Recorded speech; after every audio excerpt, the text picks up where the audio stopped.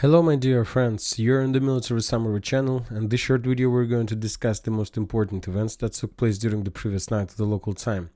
First, let's talk about Kiev. We have a lot of interesting updates, and the most important one is that the next weeks there are going to be discussion in the US Congress about the military aid to Israel without any support, without any money to Ukraine. Israel probably will receive more than $17 billion and Ukraine is going to receive nothing. And this is a very bad piece of news for the Ukrainians because the Russians are in the active phase of their offensive operation and Ukrainians need money as they never needed before. Interesting updates are coming from the Western journalists and Western sources. Kim.com, for example, reported that a coup may come in Ukraine. Neither Nuland nor the CIA can protect Zelensky if the right wings takes over. They only tolerated Zelensky because of Zaluzhny. And this is, we discussed this many times. For now, we expected that Zaluzhny would be dismissed by the end of this week, but still he wasn't dismissed by Zelensky, which means that he still has some power and he continues fighting with Zelensky and his, let's say, forces. Interesting details are coming from Moscow. Till the truth, a little bit unexpected. According to information we have, the Carlson arrived in Moscow. He has already visited some cultural places in the capital of Russia, and very likely he arrived in Moscow to interview Vladimir Putin, the president of Russian Federation. Obviously, this is going to be a very cool, very interesting interview and another strike against Joe Biden and his team. Now we're moving to the situation on the ground. We have a lot of very interesting details and updates. So let's start. And first we're going to talk about the Liman direction. We have some details from this territory. According to information we have, the 95th Air Mobile Brigade lost its combat capabilities as a result of clashes with Russians in the vicinity of Terny and Polov-Kantarskoye directions. So this is a very important achievement of the Russian forces. Now the Ukrainians try to replace them with other forces, but very likely this won't help them. When talking about Belogorov-Kasivy's direction, if you remember, during the previous weeks, the Russians were storming heavily the Ukrainian forces in Belogorovka and the landfill in the industrial area. We have a lot of updates. There were very heavy clashes and the Russians continue pushing. But yesterday we got information that Ukrainians very likely managed to discover some Russian positions, or at least according to information we have, maybe the kitchen or the bakery that the Russian forces were using to, let's say, support and feed the forces of Russian Federation in the vicinity of Belogorovka, and the Ukrainians launched at that building with HIMARS missiles, and as a result of those strikes lots of people were wounded and a lot of people died.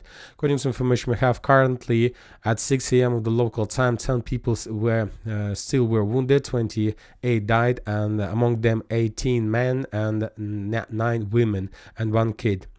We have the video of how the services, different services, try to reduce the buildings, reduce the ruins, and to get people from the ruins and so on.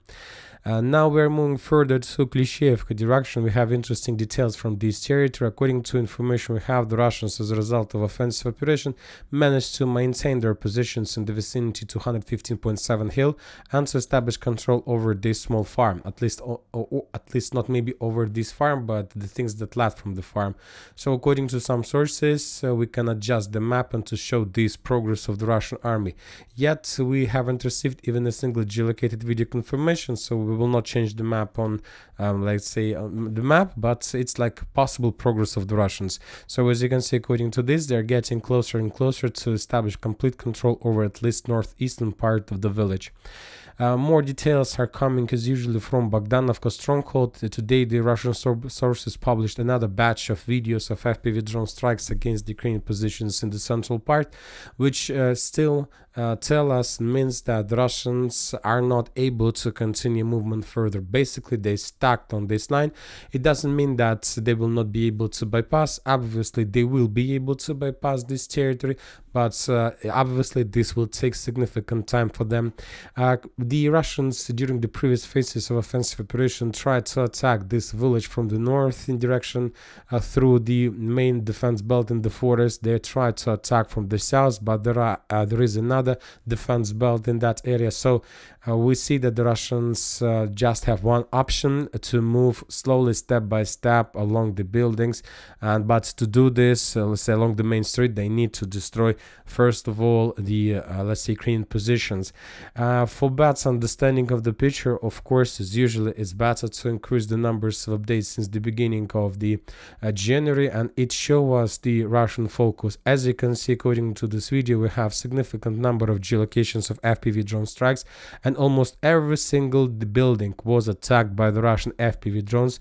Every single building was destroyed, and this is the only approach the Russians have. And we understand that there are hundreds of buildings, and every single building can be used by the Ukrainians as a stronghold, as a shelter. So obviously it will take significant time for the Russians to bypass this territory. Now when we're moving further to Avdiivka direction, we have interesting updates from this territory as well. The most important updates are coming from the eastern part. If you remember, during the previous days we got some updates how the Russians were bombing and attacking the Ukrainian forces in the filtration station, and today we got a very important update. According to some mappers, the Russians, as a result of offensive operation, managed to cross the N20 road and to enter the forest that goes a little bit to the northwest of the filtration station. So according to, for now, unconfirmed updates, because we don't have any geolocated video confirmations, the Russians managed to establish control over something like this. They managed to maintain the gray zone, to shorten the front line, and to cross the N20 road and to enter the forest.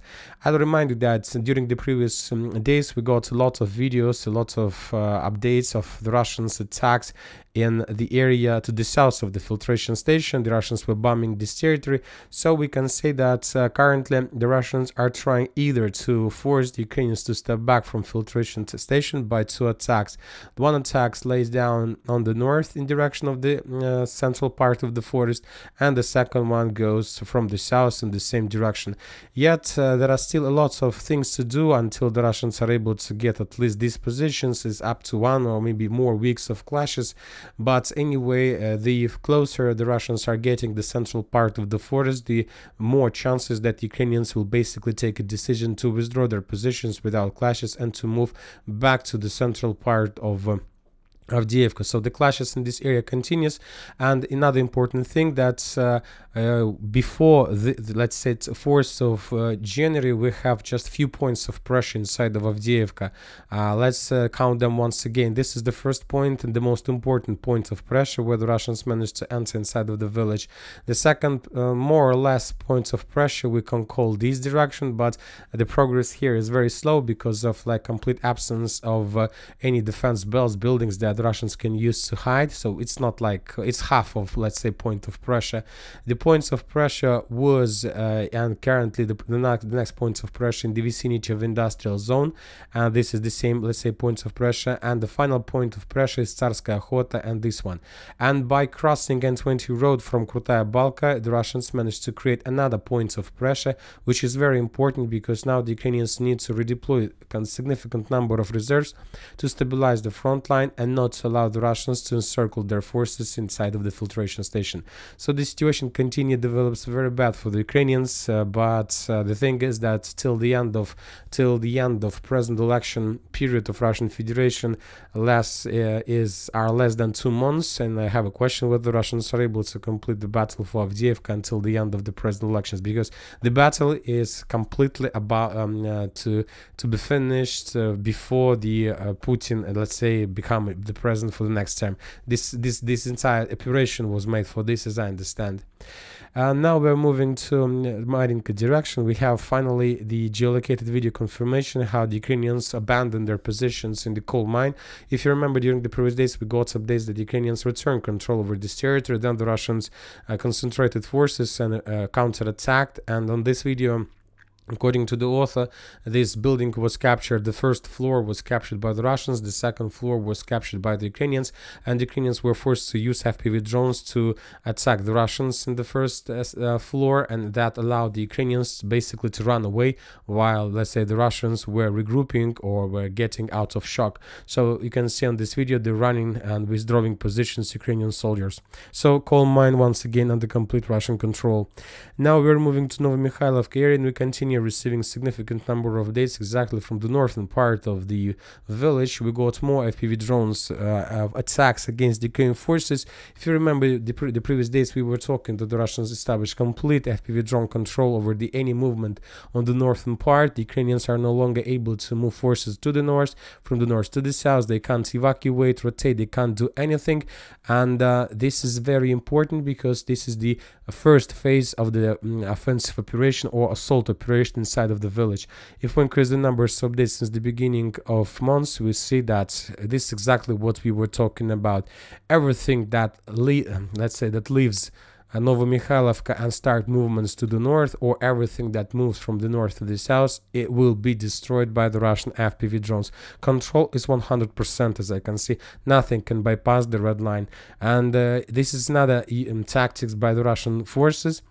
As you can see, as I believe, I'll remind you that according to information we have, according to lots of reliable mappers, the Russians have already established control over this territory, and to tell the truth, this is enough to start the offensive operation to Novomikhailivka from many directions. But for some reasons, the Russians are not, are